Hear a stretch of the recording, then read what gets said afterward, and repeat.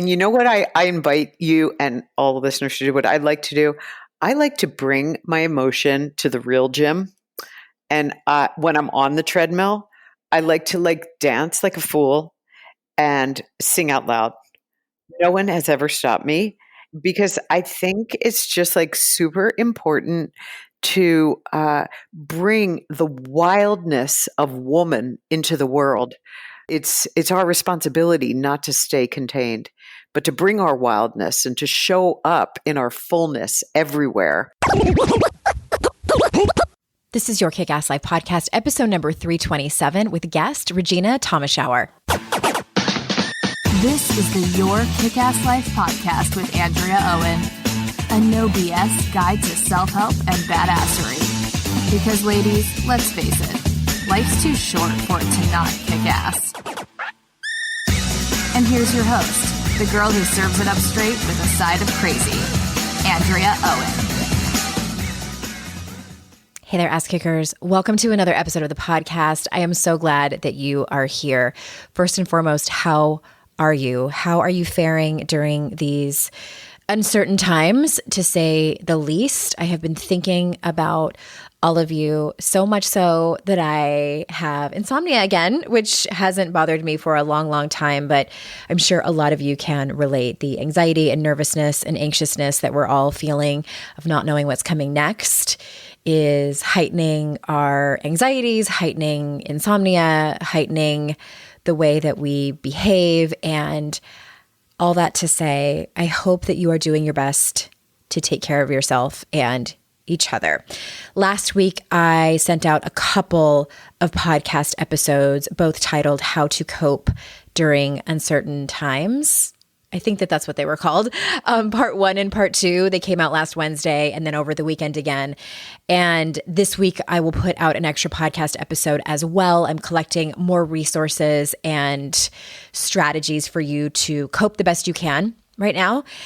And today I wanted to put out a regular interview. This particular interview was recorded, let's just call it pre-pandemic.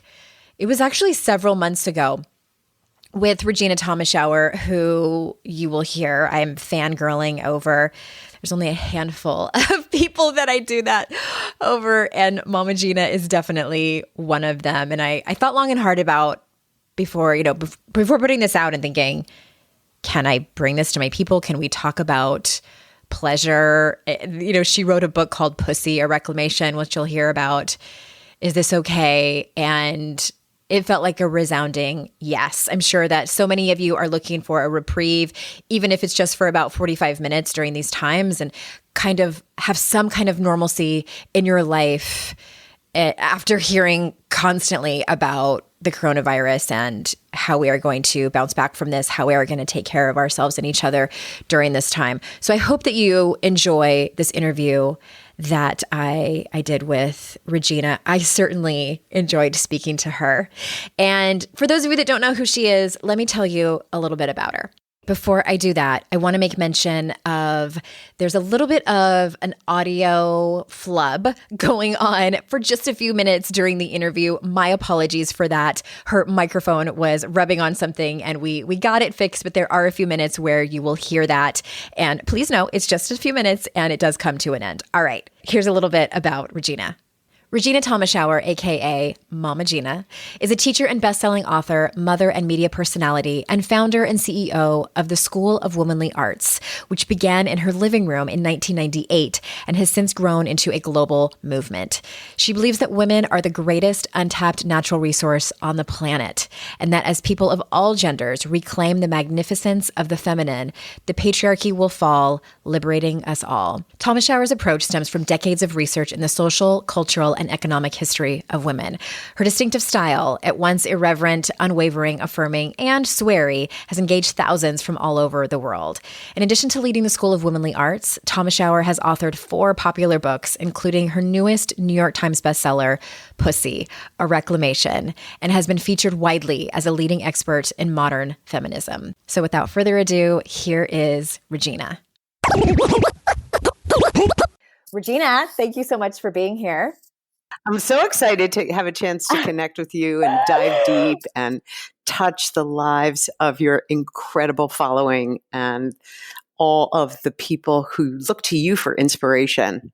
I want to inspire you to inspire them and inspire them to inspire us. And oh my gosh. If people could see my face right now, like my face might fall off from smiling. I know that this is going to be a rich conversation and might push some people's buttons, no pun intended, or maybe it was a little bit of a pun intended.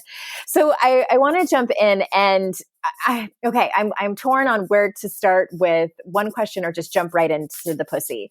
But fair warning, everyone, that word is going to be used a lot. And actually, let's start there because that's kind of what the mood is striking me. And why should we use the word pussy, and why is it that so many women don't want to? And really, several years ago, and that was me as well. Well, it's all of us. It was me as well.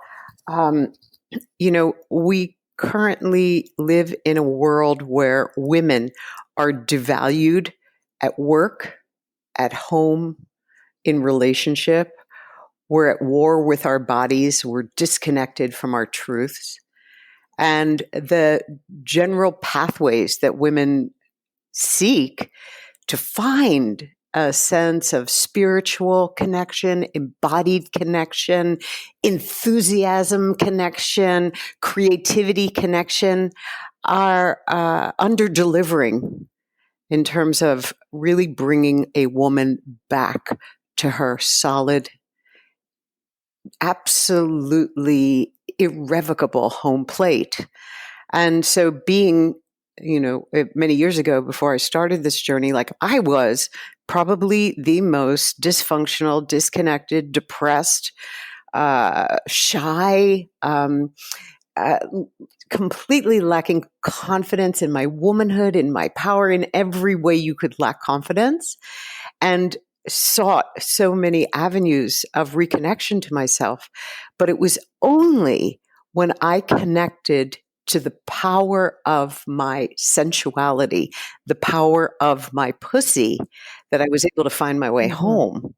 And I agree, pussy is the most offensive word. It's probably the most powerful pejorative word in the English language. If you want to hurt or humiliate or insult a woman, you just call her a pussy. Or it's the lowest of lows. If you call a man a pussy, are you kidding me? You instantly shrink his balls, which is so crazy because pussies are the most resilient organ, compared to a man's balls. They are so frail. So it's just, so you can see that there's so much charge and so much unexplored power behind such an ignored part of the feminine, really the seat of the feminine power. Every single human being came into existence because of a pussy somewhere on the way in or the way out or both. And so it's just odd that we do not revere this source of human life. And so my task was to begin to learn, how do I reclaim, how do I take this part of my power that was never taught to me, that I never met, that I was always fearful of, and how do I own it? And there's, women come alive in the outrageous. And even when a woman says the word pussy, she knows she is pushing an outrageous edge, and it immediately brings a smile to her face. If you're listening right now, just say pussy. I mean, if you're driving along in your car, say it out loud. Pussy, pussy, pussy, pussy, puss, puss, puss. Say it loud. Yeah, even like yell it. And if you're just like in your office and secretly sneaking this podcast, just whisper it. Pussy. It immediately changes your chemistry, where, the more, let's say, logical or, terms like vulva, they don't change your chemistry. But pussy makes a woman know she's badass and powerful when she reclaims that word. I invite you to experiment with it. It's not for everybody, but there are a lot of goodies down that highway, should a woman be brave enough to tread there. Yeah. Well, I want to kind of dovetail to what you just said, that it's not for everyone. And I think, having read your book, Pussy, a Reclamation, there's so many things I love about it. First, just the content alone. Second is that having been now someone who's published a couple of books traditionally, I know how important a title and a subtitle is. So and I know that this book is published from Hay House, a well-known wellness and spiritual publisher. Did they give you any pushback with that subtitle? Like, or was it just, this is how it's going to be, this is what it needs to be? This is a crazy thing. Like, I was so scared when I got the download. I was working on the book for a few years. You know how books go. And by the way, I just want to invite anyone who's listening, if you have a book in you, that book must be written. You take this moment to just be inspired by Andrea and I, and just like know that this download came to you right now to say yes to that journey, because the world needs our unique voices to continue to rise and evolve. So as I was writing this book, and originally I didn't really know what to call it. I was kind of, because it's about how do you take any life circumstance and rise, because we're going to get hit in every kind of which way, living in a patriarchal world culture as women on the planet right now. And we need to reclaim our radiance powerfully at this moment. And so I was floating the idea around, and one of my best friends is a woman named Marie Forleo, and she lived not far from me. And so when I got smacked upside the head, I was like, I got to call the book pussy. I was like, oh shit, Regena, please do not do that. Please, you still have a daughter in high school. Do not call your book pussy, please. Aren't you like pushing enough edges by running the School of Womanly Arts? Do you really have to? So I got in my car, I drove over to Marie's house, and I was like, girl, I think I have to call the book pussy. Oh, I'm terrified. I'm like having a panic attack. So she said, all right, we're going to test the energetics. And so there's this thing where you write on a piece of paper, yes or no, and you hold it in your hand, and you do like somebody pushes your arm, or you kind of, I don't know quite what that is called, but we tested my body against the title. And it was, we did it like 10 times. And every single time it was like, she's got to be called pussy. She's got to. Yeah. And then I got this really wacky idea in my head, because I have another friend, really close friend, and she's like, you know what, Regena? You shouldn't hire an agent. You should people know you. Just go publish this thing yourself. Save the 15%. I was like, that's ballsy. I want to do that. So I you called, did? Hay House and Simon & Schuster, because my other 3 books were Simon & Schuster, and I set up meetings. And so I just like waltzed right in there. I sat my pussy right down. I was like, hello, have I got a book for you? And this was the crazy part, Andrea. Everybody was game on. I got no pushback. Wow. I thought people were going to be like, oh, Regena, you've really gone over the deep end this time. No pushback. Everybody wanted it. And I could not handle that. I was like, what do you mean you want it?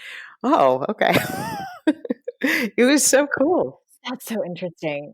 Yeah, I mostly was curious about the subtitle, because having agonized and gone back and forth with editors about the subtitle, and from my experience, they want that part of the title to tell people what the book is, and that's why I'm holding it in my hand. And the cover is so beautiful, and the subtitle is just Reclamation, and it does tell you what it is, but it's so incredibly powerful, and I think that it's absolutely 100% perfect. Yeah, for what people got it. Even like, I don't know why. I think it was just an idea that, let's say, to be perfectly honest, I've been working for 21 years towards publishing this book. It probably should have been the cover of my first book, because that's what my first book is about, but it's a more gentle intro. And then the second, and then the third, and this is the fourth.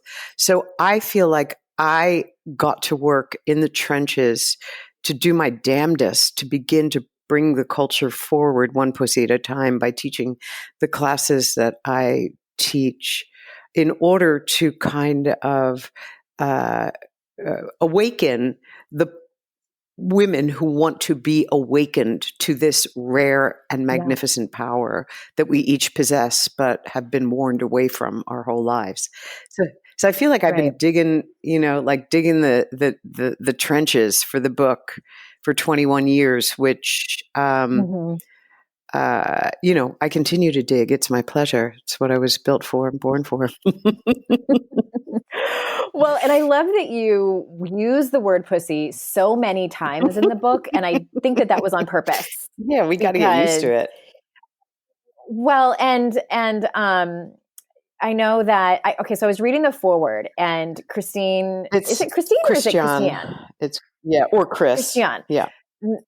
Chris Northrup wrote the foreword and I was reading it and I was at the pool. It was over the summer and I got a pen out and I underlined and she says, if you want to know where your true power lies, go to those places you've been taught to fear the most. Your orgasm, your period, labor and birth, menopause, all process that involve your pussy. This is where your real power lies. And I underlined that part because for me personally, doing this work for a living, I've done a lot of work on myself. I have worked on my relationships with men. I've worked on my relationships with shame, my female friendships, my money relationships. And this is the thing I have waited until the end. And of course, there's going to be more things for me to work on. But in the spectrum of big topics, the whole sex and pussy thing was sort of floating around there. And I was like, I'm going to get around to that later. I just wasn't ready. And I knew this year I was, and I've been working with someone who's been incredible for me. And it just is so serendipitous how she and I met. And it's changed, the work has changed my life. Wow. And I agree with this. I 100% agree with what she said, that if you want to know where your true power lies, go to those places you've been taught to fear the most. And I think for everyone listening, that sex and our pussies, and it is the thing that we have absolutely been taught to fear the most. What do you think? Oh my goodness. Absolutely. I think pussies and money are the scariest buckets for women because they're the places in which we've been educated to give our power to others. And, women grow up believing that their sexual power is in service to their partners and not owned by themselves. It's the source of the Me Too movement, of women feeling a sense of, there they are in a meeting with a high-powered executive and they think they have to trade sex for a seat at the table.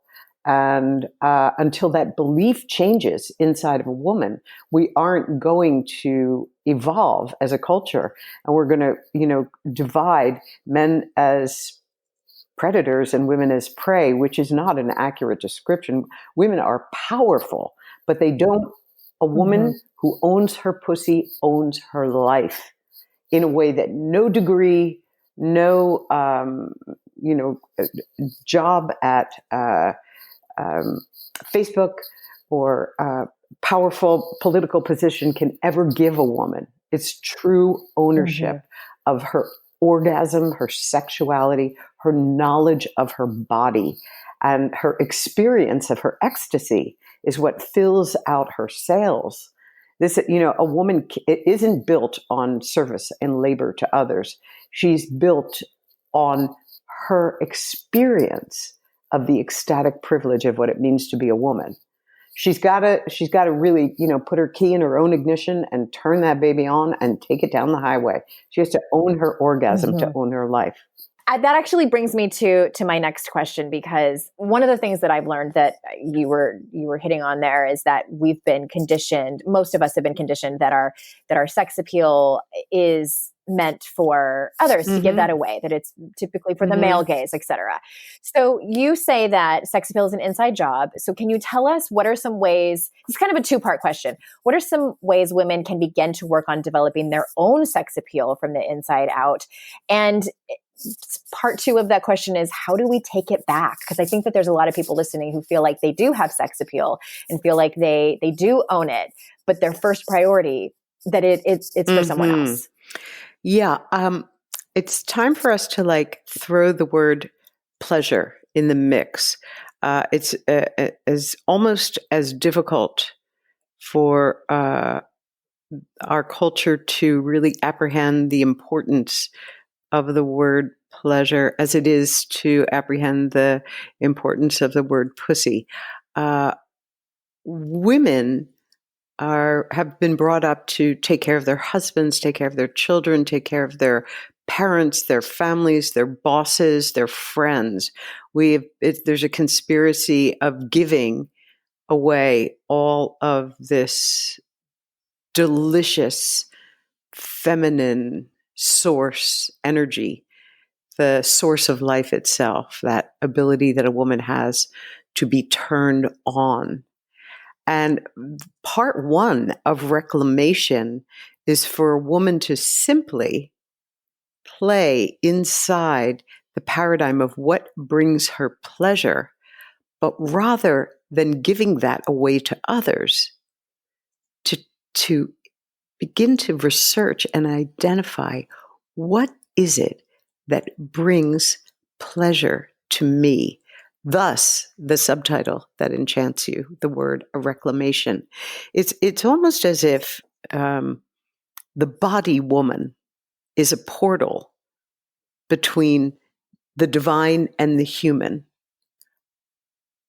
Well, we are the ones that give life. And even if we don't decide to have babies, which is up to each woman and every choice is righteous, women create, they bring into being with their thoughts, their attention, and the source of her, what fuels a woman is her commitment to the discipline, the daily practice of pleasure, not on behalf of other people, but on behalf of herself. Mm-hmm. And this is a huge, driving a wedge between a woman and her cultural conditioning, because we were all so acculturated. Turning everything upside down. It completely turns the model on its head. We don't think, oh, wow, I've got a half hour before the kids wake up, or before I have to get on the train to go to work, or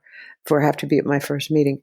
What can I do to invest in my pleasure, to turn myself on, to rejoice at the privilege, the sacred privilege of being alive and being in this female body? And so it becomes incumbent upon each of us, just like we would never think of, expecting to have strong biceps or triceps or whatever seps if we didn't go to the gym or work out. Or we wouldn't think that, we would, if we kept putting McDonald's in our body, we would be healthy, right?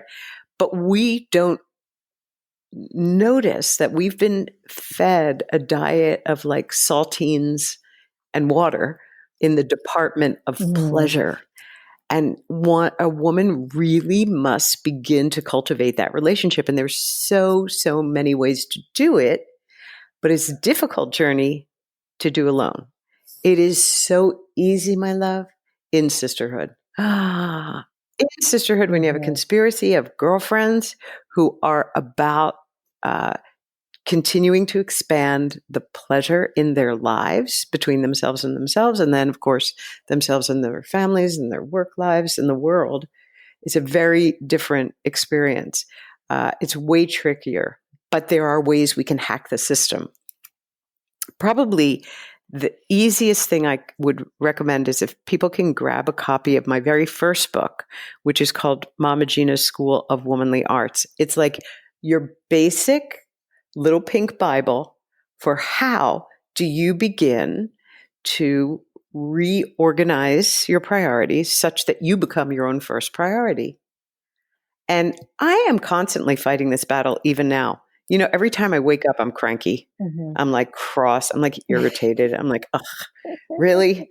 And so each day I have to not just practice self-care. I have to practice exquisite self-care to just get me into a space where I can fall back in love with myself.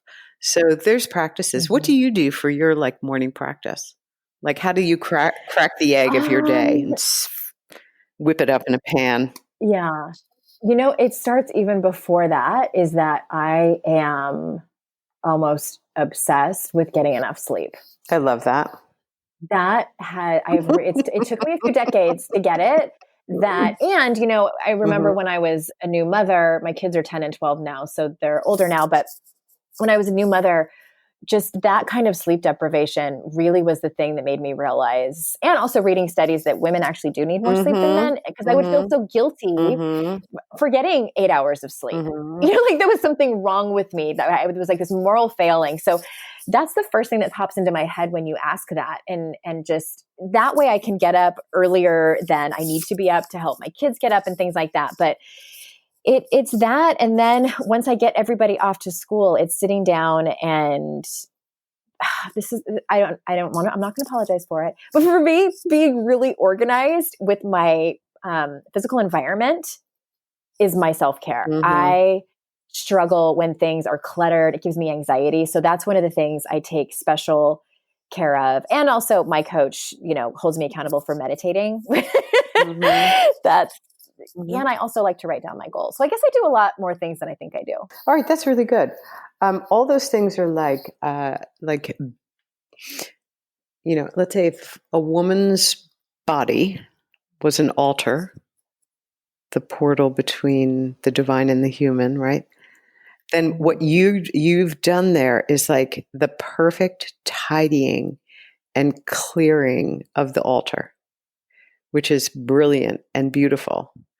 And let's see what we want to add, like the next little step. It's like, how does each woman create a few drops of ecstatic experience inside her own body?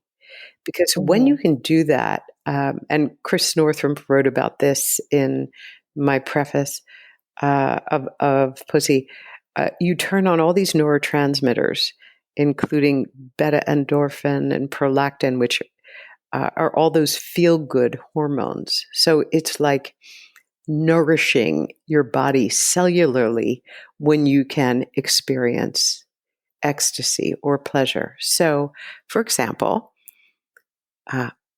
any woman who begins to slowly and magnificently do a little striptease in front of her mirror suddenly is cascading all of this beautiful cellular hormonal wash and turning on all of her neurotransmitters and bathing herself in pleasure. If she were to bump that up a notch and dance to like some sensual beat, picture yourself dancing to a little Beyonce Crazy in Love. Or maybe you're like in a more ecstatic spirit and you want to do Love on Top, Beyonce. I love Beyonce. So, so you could do, it's about moving that body and feeling the privilege of being inside it. If you want to go a level further, you'll just kind of like say hello to your pussy, like, hello, gorgeous. Just even greeting her. Like, let's do it right now, everybody. Just look down at your pussy. Don't even have to take your clothes off. Nothing. Just say, hello, gorgeous. Can you feel the buzz? Like she relaxes. She's like, oh, somebody sees me, recognizes me, knows me. Talking to your pussy, appreciating her, thank you for the life you give, for the creativity. Then if you want to get really frisky, you could stroke your pubic hair. If you have any, the pubic hair has lost its popularity recently, but I'm a huge fan. Stroke your pubic hair. You might want to take a little bit of lube and self-pleasure. Even if you self-pleasure for 30 seconds, you have ignited a fire that wants to be lit. Now, I'm not talking about having a screaming orgasm before you go to work. I am talking about turning on 8,000 nerve endings that are dedicated to pleasure inside your body simply for the purpose of giving you pleasure. Not doing anything, not going anywhere, just turning yourself on with compliments, strokes, dancing, music. I have one of my students who loves to sing to her pussy. She's she's not really a terribly good singer, but she's quite enthusiastic. Yeah. And she might, she might sing Whitney Houston, "The Greatest Love of All," like just kind of spread her legs and sing to her pussy. That's And amazing. I have to tell you, pussies appreciate attention. If you ask your pussy, "What should I wear today, love? What are you in the mood for?" She's going to pick out such a cute outfit, cuter than you would pick for yourself. Like she'll find some earrings to match that sweater, like Pussy is source and she is underutilized. I have a friend, she and I were supposed to have a lunch meeting today, and she just texted me this morning and she's like, "Regina, the great pussy in the sky has said, cancel the lunch today." And so I'm going to cancel the lunch today. And I said to her, "Cindy, my great pussy in the sky said, cancel the lunch today too." Like it's tapping in to an unspoken knowing that is so much higher in its understanding of you and supporting your dreams and desires. But it begins very simply by honoring this sacred body that each of us was privileged to receive when we got born with pussies or conceptual pussies, or if you're trans, to tap into that pussy that is yours to claim in this lifetime with whatever genital you were born with. I have trans women in my classes, and their pussy is alive and so well and so precious. So anyway, level up. We're going to, turn those pussies I love on. where we went. Well, and for anyone listening who's kind of like, what? Like, I imagine there's some people listening who are like, this is beyond what I've ever even thought about, let alone worked on. You need to get this book. And I invite people, as someone who I still consider myself, somewhat of a beginner on this particular journey, I invite people to read your book, and anything that you question or that you push back on, that is what you need to work on. And I don't mean to, talk about your book like it's mine. Please do. I love it. As a consumer, I love you do like that, Andrea. It's so sweet. Well, I mean, would you agree or would you disagree that like where people are afraid or disagreeing or getting their feathers ruffled, like that's where you need to look, under the hood? Mm-hmm. Yeah, baby. Say that again. Under the hood. We're going under the hood. Oh my God, what a cute name for a podcast. Under the hood. I bet there is one. If there isn't, we have to start one together. Yes, we'll claim it. I love it. Okay, well, one question I want to ask you, because what I hear from a lot of people in my community is that they struggle with their full emotional range, and more specifically, anger and guilt, or sorry, anger and rage, and that they feel guilty about having, especially rage. So how can women start to experience the full range of emotions, especially pointing at rage? Yeah. All right. This is one of my favorite topics. Like, I can just feel the wind in my hair as soon as we talk about the subject of rage, anger, all the dark emotions, jealousy, grief, despair. Like, women are exceptional and extraordinary, especially in the expression of emotional truth. We are each like emotional pianos with 88 keys. And we normally only get to play like middle C. We're sugar, we're spice, we're everything nice. How are you? I'm fine. How are you? Fine. Middle C, middle C, middle C. Meanwhile, we are churning, raging rivers. We are oceanic in our scope. When we have a betrayal, it is the fiery rage of the bowels of Hades and beyond. When we are jealous, we are short circuiting like from Mount Olympus. And when we are filled with grief, we are down on our knees, wailing, like a raging thunderstorm. It is all good. It is beautiful. It is part of life.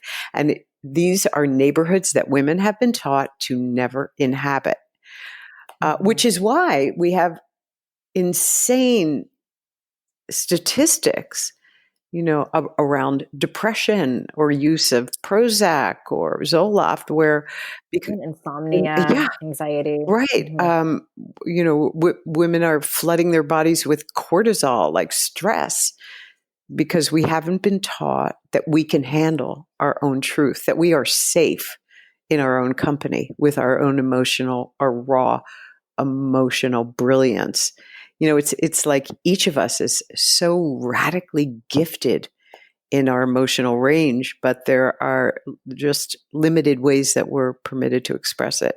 So one of the things that I do in all of my classes, whether it's, the very beginning class, Virtual Pleasure Bootcamp, or the Mastery Program or the Creation Course, is really like blow the lid off of a woman's emotional truth. And, because in community, it is so easy to just like blast the fuck off and start to let it go. And it is so beautiful when women begin to inhabit this part of themselves. I have an exercise in Pussy, which is called swamping. Mm-hmm. Swamping is just sort of shorthand for when you are experiencing a dark emotion that you don't approve of. Because generally, we only approve of our happy emotions. Right. And I love that you don't call it negative emotion. I call them difficult emotions, or yeah. So I like dark. Yeah. Mm-hmm. So it's this beautiful color, right? It's like all those dark notes, like when, that we live for in classical music, like that. Rachmaninoff, da, da, da, da, Beethoven, bum, bum, bum, bum. We can't live without that. We love those, all that range. So it's like, how do you begin to teach a woman to embody it? And I have found that the best way to kind of give a woman permission is through moving her body with dance and sound to music. You know what I mean? Like, like Andrea, like when we used to get our hearts broken on the regular, like when we're falling in love with different people, not that it doesn't happen now, but I don't fall in love like weekly or daily like I used to. I'm like maybe every couple of weeks though, I'll get like a mad crush. But so you fall madly crush on somebody, and then they betray you, and then you're filled with dark emotion, and then suddenly all the music that's about that exact experience, it's as if it was speaking to you. Yeah. So what I find a great way to begin to practice your dark emotions is give yourself a little time and space in your room or your home alone or the woods or jump in the ocean, being in spaces where Mother Nature exists. I have gangs of women that go into the woods and wail together or go over to each other's houses. Oh my God. I was once teaching a course in Paris. It was hilarious. And we were really practicing swamping. And so about 5 women were in another woman's room at the hotel. And so they all decided to get together and practice swamping. So they were raging and screaming and yelling, and security came and knocked on their door. Of course they did. Yeah. And so they opened the door and they said, "Anything wrong in here?" And they said, "Oh no, we're just practicing for a performance. We're just swamping." Yeah. They said we're giving a theatrical performance later and we need to practice. Perfect. I thought it was such a clever response. So I just want to pass that along. So it's a fun thing to do on the weekly with a gang of girlfriends.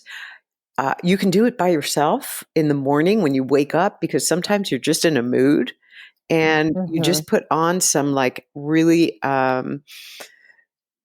dark, flavorful music and let it rip. Let that grief, that rage, that hostility move out your body with voice and movement and banging on the floor and moving your hips it's important to combine a little sensuality in the movement because that really allows you to process it even more than just running around like a 2-year-old having a tantrum. Run around like a hot, like flamenco dancer having a tantrum, and you'll move even more emotion through your body. So I recommend it. It feels so good. You'll save, thousands of dollars on therapy, and it's faster, I feel like, too, because I've done that before. I'm so glad. I am so glad. Yeah. Kind of by accident. My first marriage didn't end well. My husband had an affair with our neighbor, got her pregnant, and what? The devastate. Yeah, we'd been together for 13 years at that point, and so it was the universe. It's a long story. It's for another time. But the universe told me to break up with him when we were 19. Universe told me not to marry him. I did it anyway, thinking it was gonna fix us, and it didn't. So the universe gave me this gift by plopping down this beautiful neighbor across the street. So I truly 100% believe that. But in the aftermath, in the grief and the rage and the humiliation that ensued, that's what I did. And I did a lot of it alone, I will say, because I felt like I was alone. This was right around the time my friends were all getting married and having babies. We were in our early 30s. And so I felt so ashamed. So a lot of it I did alone. And it was on the treadmill. It was in my car. And it was music. And I still, even when I hear the songs now, it makes me think of it. And I have no ill feelings towards those songs. It's almost nostalgic in a way. So and I kind of like high five that woman that I was that was healing. Yeah. And I love that it's an exercise that you have. I did it out of total necessity. Yep. I felt like I would die if I didn't get this rage out. Who's a genius? You're a genius. Thank you. And I felt like it was almost otherworldly. Like there was something else moving me. And, now having read your book, I know what it was. I'm so glad. And I think you might want to consider just like pulling back your greatest hits and just hitting them hard now and then. Because you know what? We love to cry. We love to rage. We love to feel the feeling of our aliveness that the culture does not permit, but rather shuts us down. Frowns upon. Oh, girl. So I started today with Prince. He's my favorite. He can make me crazy. That Prince can make me crazy. I love Nothing Compares to You. I love really anything Prince. Just embodies sensuality. Oh, so good. George Michael is that for me. Oh, really? Oh, God, I love him. Wow, tell me which is your darkest. Like, see, I haven't gotten totally cut loose by a George Michael song. Give me like your best. Maybe it was because I was born in 1975. So in the 90s, I was in my early 20s, late teens, early 20s. And that's when he wrote Father Figure. Oh, God, just so many. And I Want Your Sex. I mean, that to me, a coming of age, that's when I was in my late teens and early 20s. And his voice to me is incredibly sexy. Yes, it's so sexy. I mean, he has one of the top 3, like, sexiest male voices ever. And Faith, like, are you kidding me? Freedom, like, I have goosebumps even just saying the titles of the songs and thinking about him. I'm going in. I had such a crush on him when I was a little girl. God, sister, I'm going in. I love it.